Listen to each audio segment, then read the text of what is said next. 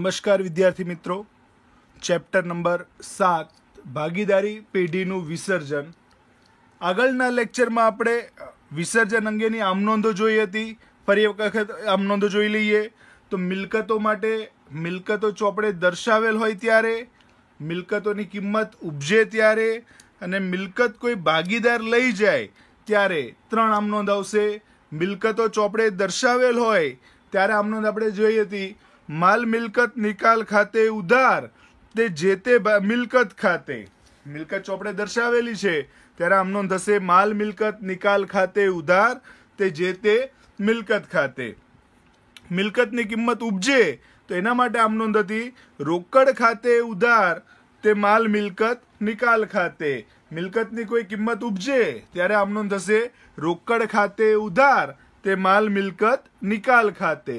હવે મિલકત જો કોઈ ભાગીદાર લઈ જાય, મિલકત કોઈ ભાગીદાર લઈ જાય તો એના માટે આમનોંધ થશે ભાગીદારના મૂડી ખાતે ઉધાર તે માલ મિલકત નિકાલ ખાતે. એટલે મિલકતો માટેની 3 આમનોંધ. મિલકતની કિંમત ચોપડે દર્શાવેલી હોય ત્યારે, મિલકતની કિંમત ઉપજે ત્યારે અને મિલકત કોઈ ભાગીદાર લઈ જાય ત્યારે. એના પછી દેવા માટે તો જે મિલકતની 3 આમનોંધ હતી એ જ રીતે દેવા માટે પણ 3 આમનોંધ છે. દેવા માટે પહેલી છે દેવા ચોપડે દર્શાવેલા હોય ત્યારે. દેવા ચોપડે દર્શાવેલ હોય ત્યારે આમનોંધ થશે દેવા ખાતે ઉધાર તે માલ મિલકત નિકાલ ખાતે. દેવા ચોપડે દર્શાવેલ હોય આમનોંધ થશે દેવા ખાતે ઉધાર તે માલ મિલકત નિકાલ ખાતે. એ જ રીતે દેવાની ચૂકવણી કરવામાં આવે, આપણે દેવું ચૂકવીએ છીએ તો ત્યારે આમનોંધ થશે માલ મિલકત નિકાલ ખાતે ઉધાર તે રોકડ ખાતે. દેવાની ચૂકવણી કરીએ એટલે માલ મિલકત નિકાલ ખાતે ઉધાર તે રોકડ ખાતે. અને દેવા કોઈ ભાગીદાર સ્વીકારે, દેવું ચૂકવવાનું જો કોઈ ભાગીદાર સ્વીકારે તો આમનોંધ થશે માલ મિલકત નિકાલ ખાતે ઉધાર તે ભાગીદારના મૂડી ખાતે જમા. આ રીતે દેવાની ચૂકવણી માટે 3 આમનોંધ દેવાના નિકાલ અંગેની. એના પછી વિસર્જન ખર્ચ માટેની આમનોંધ. તો વિસર્જન ખર્ચ 2 રીતે ચૂકવાય છે. એક પેઢી ચૂકવે છે, બીજો ભાગીદાર સ્વીકારે છે. તો જો પેઢી વિસર્જન ખર્ચ ચૂકવે છે તો એના માટે આમનોંધ થશે માલ મિલકત નિકાલ ખાતે ઉધાર તે રોકડ ખાતે જમા. વિસર્જન ખર્ચ પેઢી ચૂકવે ત્યારે આમનોંધ થાય માલ મિલકત નિકાલ ખાતે ઉધાર તે રોકડ ખાતે જમા. અને જો વિસર્જન ખર્ચ ભાગીદાર સ્વીકારે, વિસર્જન ખર્ચ ચૂકવવાનું ભાગીદાર સ્વીકારે તો એના માટે આમનોંધ થશે માલ મિલકત નિકાલ ખાતે ઉધાર તે ભાગીદારના મૂડી ખાતે જમા. વિસર્જન ખર્ચ ભાગીદાર સ્વીકારે છે તો 2 આમનોંધ. પહેલી માલ મિલકત નિકાલ ખાતે ઉધાર તે ભાગીદારના મૂડી ખાતે જમા અને બીજી આમનોંધ ભાગીદારના મૂડી ખાતે ઉધાર તે રોકડ ખાતે જમા. આ વિસર્જન ખર્ચ માટેની આમનોંધ. એના પછીની આમનોંધ આપણે જોઈએ હતી નફા અને ખોટ અંગેની આમનોંધ. તો નફા ખોટ માટેની આમનોંધમાં જો નફો થયો હોય તો આમનોંધ થશે માલ મિલકત નિકાલ ખાતે ઉધાર તે ભાગીદારના મૂડી ખાતે. નફો થાય તો માલ મિલકત નિકાલ ખાતે ઉધાર તે ભાગીદારના મૂડી ખાતે જમા. અને જો ખોટ થાય તો આમનોંધ થશે ભાગીદારના મૂડી ખાતે ઉધાર તે માલ મિલકત નિકાલ ખાતે. ખોટ થઈ છે માટે આમનોંધ થશે ભાગીદારના મૂડી ખાતે ઉધાર તે માલ મિલકત નિકાલ ખાતે. અહીંયા નોંધમાં એક કીધું હતું આપણે કે પાઘડી સિવાયની કોઈ પણ મિલકતની ઉપજ કિંમત ન આપી હોય, પાઘડી સિવાયની કોઈ પણ મિલકતની જ્યારે ઉપજ કિંમત ન આપી હોય તો એની જે ચોપડે કિંમત છે એ જ આપણે ઉપજ કિંમત તરીકે ધ્યાનમાં લેવાની છે. જ્યારે પાઘડીમાં ઉપજ કિંમત ન આપી હોય તો ઉપજ કિંમત નથી આપી ત્યારે એની કિંમત શૂન્ય ગણાશે, માટે નોંધ થશે નહીં. તો આટલી આમનોંધો જોઈ હતી. આના આધારે જોઈએ સ્વાધ્યાયમાં દાખલા નંબર 5. દાખલા નંબર 5માં એવું કીધું છે નીચેના વ્યવહારની પેઢીના વિસર્જનના સંજોગોમાં થતી આમનોંધ લખો. અહીંયા આપણને 12 વ્યવહાર આપ્યા છે. એમાં પરીક્ષામાં જે પૂછાય છે એમાં કોઈ પણ 1 કે 2 વ્યવહાર જ આપેલા હશે, વધીને 3 વ્યવહાર, 3 થી વધારે વ્યવહાર હશે ને. અહીંયા દાખલામાં આપણને 12 વ્યવહાર આપ્યા છે સમજવા માટે. જોઈએ પહેલો વ્યવહાર વિસર્જનના સંજોગોમાં થતી આમનોંધ લખવાની કીધી છે. પહેલા વ્યવહારમાં કીધું છે પેઢીના વિસર્જન સમયે પાઘડીની ચોપડે કિંમત 56,000 છે. પાઘડી આપણી મિલકત છે, મિલકત અહીંયા ચોપડે કિંમત આપી છે 56,000, તેની કોઈ રકમ ઉપજતી નથી. તો અહીંયા પહેલા તો મિલકત ચોપડે દર્શાવેલી હોય તો મિલકત ચોપડે દર્શાવેલી હોય ત્યારે આમનોંધ થશે માલ મિલકત નિકાલ ખાતે ઉધાર, મિલકત આપણે પાકા સરવૈયામાં ઉધાર બાજુ લખેલી હોય છે, એનો નિકાલ કરવો છે તો એને જમા કરવાની, એટલે આમનો થશે માલ મિલકત નિકાલ ખાતે ઉધાર 56,000 રૂપિયા તે પાઘડી ખાતે 56,000. બાબત જે અહીંયા પરીક્ષામાં ખાસ ધ્યાન રાખજો મિત્રો, સંપૂર્ણ ફોર્મેટ દોરીને આમનોંધ લખવાની છે, ખાના દોરીને, એમનેમ આમનોંધ લખવાની નથી. આમનોંધના જે ખાના આપણે 11મા ધોરણમાં આવતા હતા એના એ જ ખાના, તારીખ, વિગત, ખાતા હોય પાના નંબર, ઉધાર અને જમા. તો અહીંયા ખાના દોરીને આમનોંધ લખવાની છે. આમનોંધ થશે મિલકત ચોપડે દર્શાવેલી છે 56,000ની, તો પહેલી આમનોંધ થશે માલ મિલકત નિકાલ ખાતે ઉધાર 56,000 તે પાઘડી ખાતે 56,000. બાબત જેમાં પાઘડી ખાતું બંધ કરી માલ મિલકત નિકાલ ખાતે લઈ ગયા. પાઘડી ખાતું બંધ કરી માલ મિલકત નિકાલ ખાતે લઈ ગયા તેના. મિલકત ચોપડે દર્શાવેલી છે. હવે એની ઉપજ માટે શું કીધું છે તો તેની કોઈ રકમ ઉપજતી નથી. હવે પાઘડી એક એવી મિલકત છે કે અદ્રશ્ય મિલકત કે જેની રકમ નથી ઉપજતી, તો આમનોંધ થશે નહીં. અગાઉ આપણે નોંધમાં કીધું હતું એ પ્રમાણે કે પાઘડી સિવાયની કોઈ પણ મિલકતની ઉપજ અંગે સૂચના ન હોય તો જે કંઈ એની ચોપડે કિંમત આપી છે એ ઉપજ કિંમત ગણાય. અહીંયા આપણને કીધું છે કોઈ રકમ ઉપજતી નથી, તો અહીંયા રકમ ઉપજતી નથી માટે નોંધ થશે નહીં.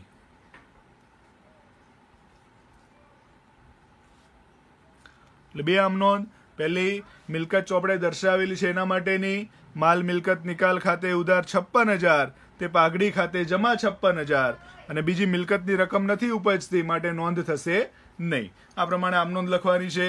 બીજો વ્યવહાર, વિસર્જન સમયે પાકા સરવૈયામાં જમીન મકાન 8 લાખ અને રોકાણો 2 લાખના દર્શાવેલ છે, તેના અનુક્રમે 9 લાખ અને 1,50,000 ઉપજ્યા. તો પહેલા તો મિલકતો ચોપડે દર્શાવેલી છે એના માટે આમનોંધ થશે માલ મિલકત નિકાલ ખાતે ઉધાર તે જમીન મકાન ખાતે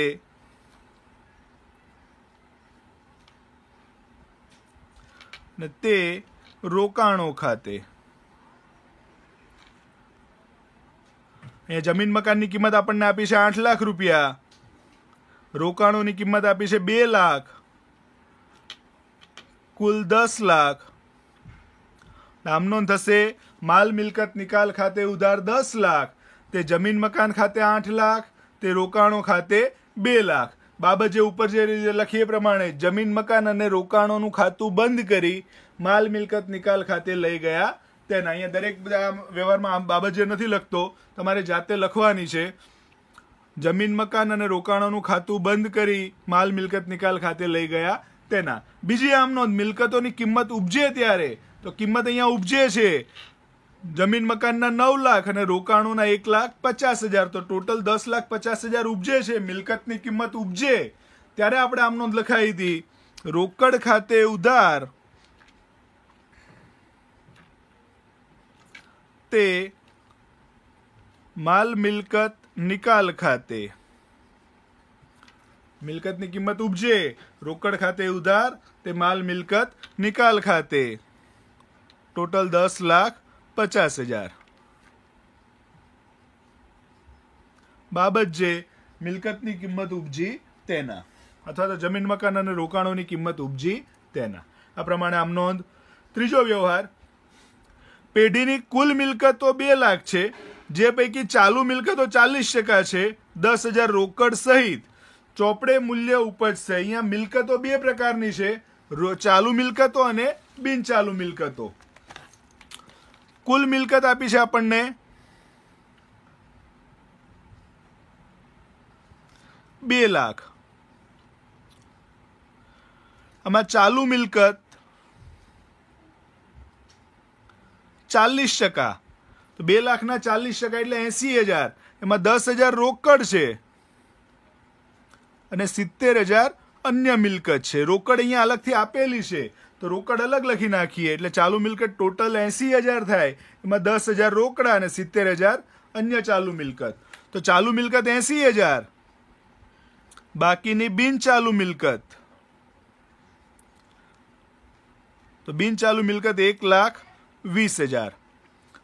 હવે અહીંયા વિસર્જન વખતે રોકડ જે કંઈ આપી છે રોકડની નોંધ થતી નથી.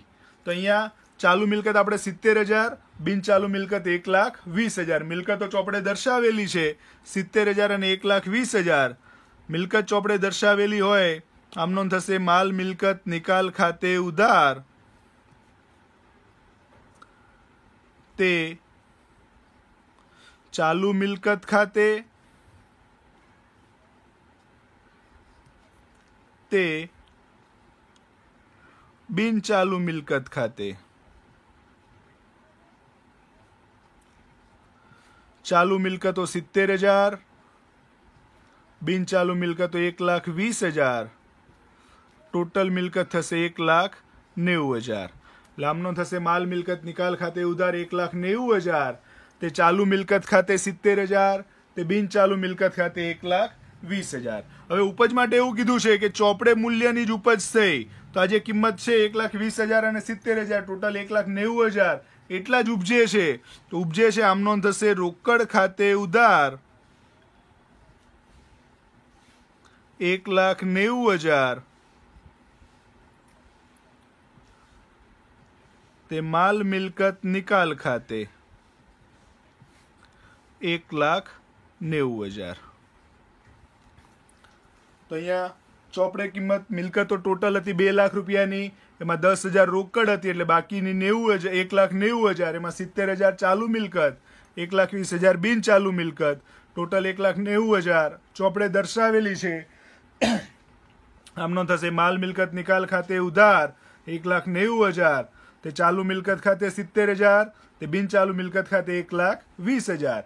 કિંમત ઉપજે છે ચોપડે જે કિંમત છે એટલી જ ઉપજે છે. રોકડ ખાતે ઉધાર 1,90,000, તે માલ મિલકત નિકાલ ખાતે જમા 1,90,000. એના પછી ચોપડે પાઘડી દર્શાવેલ નથી, વિસર્જન સમયે તેના 50,000 ઉપજ્યા. પહેલા તો ચોપડે પાઘડી દર્શાવેલ નથી એટલે મિલકત ચોપડે દર્શાવેલી નથી તો કોઈ નોંધ થાય નહીં. પરંતુ વિસર્જન સમયે તેના 50,000 ઉપજ્યા, મિલકતની કિંમત ઉપજે છે. તો મિલકતની કિંમત ઉપજે ત્યારે આમ નોંધ લખી હતી આપણે રોકડ ખાતે ઉધાર તે માલ મિલકત નિકાલ ખાતે 50,000. મિલકતની કિંમત ઉપજે, રોકડ આવે તો આમ નોંધ થાય રોકડ ખાતે ઉધાર તે માલ મિલકત નિકાલ ખાતે જમા 50,000. બાબત જે પાઘડીના ઉપજ્યા તેના. એના પછી લેપટોપની કિંમત 35,000 છે. એક ભાગીદાર તેને 25,000 લઈ જાય છે. અહીંયા પહેલા તો મિલકતની કિંમત આપણને આપી છે 35,000. મિલકત ચોપડે દર્શાવેલી છે. આમનો થશે માલ મિલકત નિકાલ ખાતે ઉધાર 35,000. તે જે તે મિલકત, અહીંયા મિલકતનું નામ છે લેપટોપ, તે લેપટોપ ખાતે 35,000. મિલકત ચોપડે દર્શાવેલી હોય ત્યારે આમનો માલ મિલકત નિકાલ ખાતે ઉધાર તે જે તે મિલકત ખાતે. કિંમત ઉપજે છે, અહીંયા કિંમત નથી ઉપજતી, ભાગીદાર લઈ જાય છે. તો ત્રીજી આમનો કોઈ મિલકત ભાગીદાર સ્વીકારે ત્યારે ભાગીદાર મિલકત સ્વીકારે છે. આમનો થશે ભાગીદારના મૂડી ખાતે ઉધાર ભાગીદારના મૂડી ખાતે ઉધાર તે માલ મિલકત નિકાલ ખાતે. જેટલી રકમમાં ભાગીદાર સ્વીકારે એટલી જ રકમ લખવાની. અહીંયા 25,000 કીધું છે તો આપણે 25,000 જ અસર આપીશું. ભાગીદારના મૂડી ખાતે ઉધાર તે માલ મિલકત નિકાલ ખાતે 25,000 રૂપિયા. એના પછી છઠ્ઠો વ્યવહાર, એક ભાગીદાર શ્રીમતીની લોન 40,000 ચૂકવવાનું સ્વીકારે છે. અહીંયા ભાગીદાર આપણને કીધું છે ભાગીદાર શ્રીમતીની લોન ચૂકવવાનું સ્વીકારે છે એટલે દેવું ચૂકવવાનું સ્વીકારે છે. તો ભાગીદાર દેવું ચૂકવવાનું સ્વીકારે તો એના માટે આમનોંધ થશે. ખરેખર આમાં બે આમનોંધ થાય. પહેલા તો શ્રીમતીની લોન 40,000 ચોપડે દર્શાવેલી હોય ત્યારે એટલે કે દેવું ચોપડે દર્શાવેલું હોય ત્યારે અને દેવું ભાગીદાર સ્વીકારે ત્યારે બે આમનોંધ. અહીંયા આપણે બંને ભેગી કરીને લખીએ તો શ્રીમતીની લોન 40,000 આપી છે. આમ નોંધ થશે શ્રીમતીજીની લોન ખાતે ઉધાર 40,000 ભાગીદાર સ્વીકારે છે તે ભાગીદારના મૂડી ખાતે.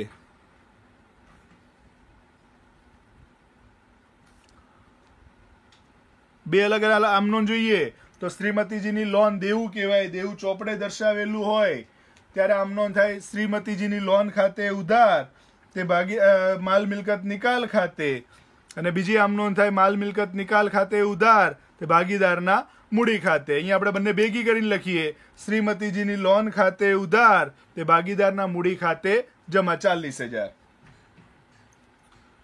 એના પછીનો વ્યવહાર, આવકવેરાની જવાબદારી 30,000 ચૂકવવાની થઈ જે ચોપડે નોંધેલ નથી, જે ચૂકવી આપી. હવે દેવું ચૂકવવાનું થઈ કીધું છે અહીંયા. આવકવેરાની જવાબદારી એટલે કે દેવું છે તો દેવું ચૂકવીએ છીએ, દેવાની ચૂકવણી કરીએ. આમ નોંધ થાય માલ મિલકત નિકાલ ખાતે ઉધાર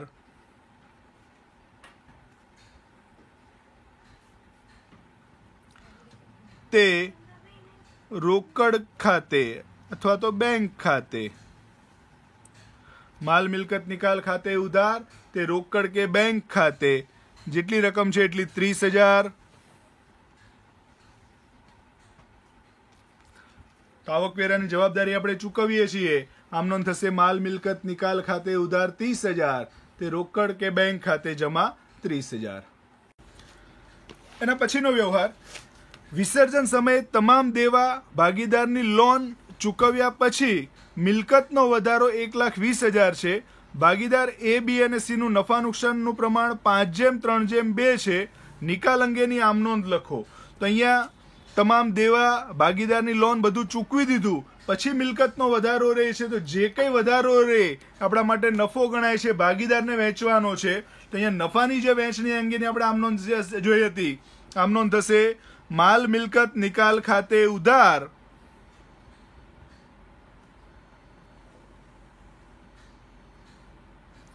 $1,20,000. 3 ભાગીદારો છે A, B અને C. તો ત્રણેય ભાગીદારને વેચીએ તો તે એના મૂડી ખાતે, તે બીના મૂડી ખાતે, તે સીના મૂડી ખાતે. જે કંઈ નફો છે 1,20,000 ત્રણે ભાગીદારને વેચીએ. નફા નુકસાનનું પ્રમાણ અહીંયા આપ્યું છે 5:3:2. 1,20,000 ને 5:3:2 ના પ્રમાણમાં વેચીએ 60,000. 1,20,000 ગુણ્યા 5/10 એટલે 60,000. 1,20,000 ગુણ્યા 3/10 એટલે આવશે 36,000. 1,20,000 ગુણ્યા 2/10 એટલે 24,000. તમામ મિલકતો દેવા ચૂકવાઈ જાય, ભાગીદારની લોન ચૂકવાઈ જાય, પછી જે કંઈ વધે આપણે ભાગીદારો વચ્ચે વહેંચી દેવાનું છે. તો ભાગીદારો વચ્ચે નફા નુકસાનના પ્રમાણમાં વહેંચણી થશે. માટે આમ નોંધ થશે માલ મિલકત નિકાલ ખાતે ઉધાર તે ભાગીદારના મૂડી ખાતે જમા. એના પછી વિસર્જન સમયે યંત્રો 2 લાખ છે, ચોપડે કિંમત ઉપજે છે. અહીંયા ચોપડે યંત્રો 2 લાખના આપેલા છે, મિલકત ચોપડે 2 લાખની દર્શાવેલી છે. આમ નોંધ થશે માલ મિલકત નિકાલ ખાતે ઉધાર 2 લાખ તે યંત્રો ખાતે જમા 2 લાખ. આમ નોંધ થશે માલ મિલકત નિકાલ ખાતે ઉધાર 2 લાખ તે યંત્રો ખાતે જમા 2 લાખ. હવે બીજું આગળ એવું કીધું છે કે ચોપડે કિંમત ઉપજે છે, તો મિલકતની ચોપડે કિંમત ઉપજે. જે કઈ કિંમત ચોપડે આપી છે એ જ ઉપજે છે. ઉપજે તો આમ નોંધ થશે રોકડ ખાતે ઉધાર તે માલ મિલકત નિકાલ ખાતે 2 લાખ રૂપિયા. એના પછી એક ભાગીદાર પેઢીના વિસર્જનની કાર્યવાહી કરવાની જવાબદારી સ્વીકારે છે. તેના બદલામાં તેને મહેનતાણા તરીકે 20,000 ચૂકવવાનું નક્કી કર્યું. પેઢીએ તેને ખર્ચ પેટે 12,000 ચૂકવ્યા. અહીંયા વિસર્જન ખર્ચ, તો વિસર્જન ખર્ચ આપણે કીધું તો એ પ્રમાણે 2 રીતે ચૂકવાય. એક પેઢી ચૂકવે અને બીજું ભાગીદાર ચૂકવવાનું સ્વીકારે. જો પેઢી ચૂકવે તો એક જ આમ નોંધ થશે, વિસર્જન ખર્ચ પેઢી ચૂકવે છે, આમ નોંધ થશે માલ મિલકત નિકાલ ખાતે ઉધાર, રોકડ ખાતે જમા. અને ભાગીદાર ચૂકવવાનું સ્વીકારે છે, તો ભાગીદાર ચૂકવવાનું સ્વીકારે એટલે જેટલી રકમ નક્કી કરી છે એટલી રકમ માટે આમ નોંધ થશે માલ મિલકત નિકાલ ખાતે ઉધાર, તે ભાગીદારના મૂડી ખાતે જમા. અને પેઢી તેને જેટલી રકમ આપે છે એના માટે બીજી આમ નોંધ, ભાગીદારના મૂડી ખાતે ઉધાર, તે રોકડ ખાતે જમા. તો અહીંયા પહેલી આમ નોંધ, માલ મિલકત નિકાલ ખાતે ઉધાર, તે ભાગીદારના મૂડી ખાતે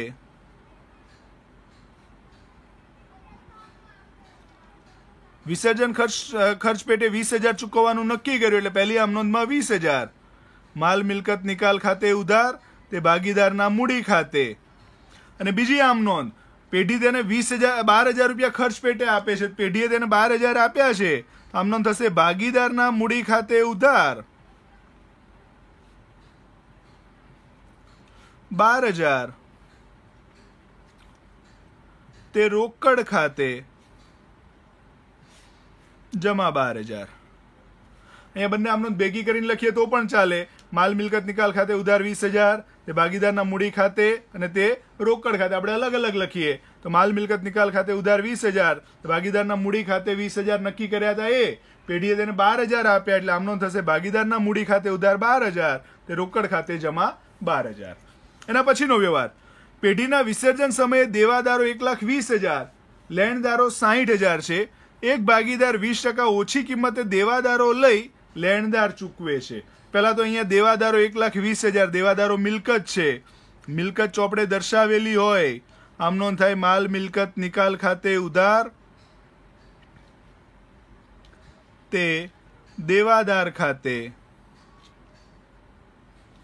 1,20,000.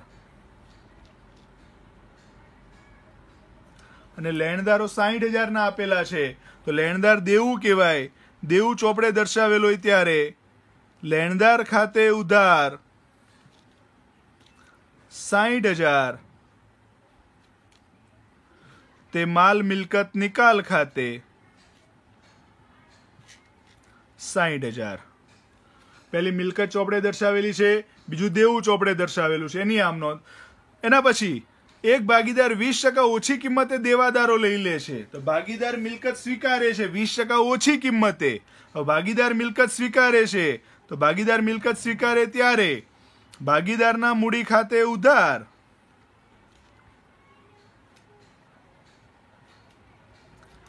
તે માલ મિલકત નિકાલ ખાતે.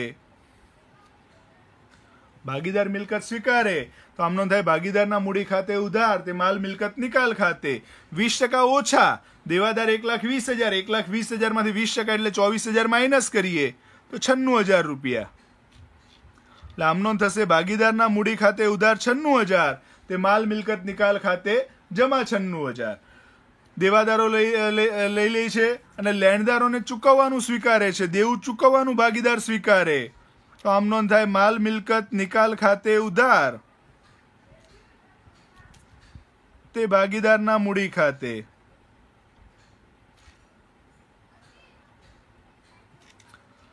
દેવું લેણદારો 60,000, માલ મિલકત નિકાલ ખાતે ઉધાર, તે ભાગીદારના મૂડી ખાતે. અહીંયા આપણને 2 પોઈન્ટ આપ્યા હતા.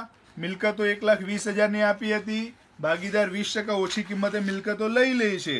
તો પેલા તો મિલકતો આપેલી છે, આમ નોંધ થશે માલ મિલકત નિકાલ ખાતે ઉધાર, તે દેવાદાર ખાતે જમા. એ જ રીતે લેણદારો દેવું આપેલું છે એના માટેની આમ નોંધ, લેણદાર ખાતે ઉધાર, તે માલ મિલકત નિકાલ ખાતે જમા 60,000.